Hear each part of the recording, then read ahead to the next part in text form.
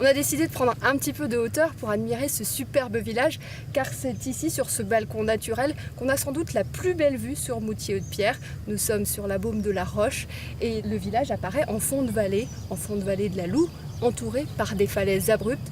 On a tendu le micro aux habitants car c'est sans doute eux qui en parlent le mieux.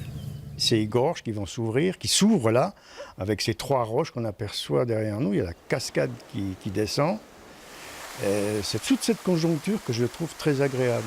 On peut voir aussi le village suivant les points de vue d'une manière différente. Il a une très belle implantation au niveau naturel, quoi. Donc le point de vue de la Roche de Pierre, le point de vue du Moine aussi, et la cascade de Siratu qui est à peine plus bas. Voilà, la Loue, le bord de Loue, tout ça, c'est magnifique. On va souvent se promener vers la Loue, vers les sources, vers les gorges. C'est vraiment appréciable. Un peu plus de 300 habitants coulent ici des jours paisibles. Village d'histoire au patrimoine riche, cette ancienne cité viticole renferme des trésors, comme cet ancien prieuré du IXe siècle.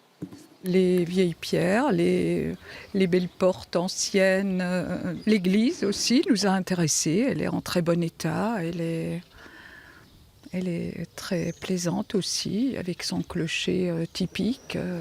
14 communes en France sont en compétition pour devenir le village préféré des Français.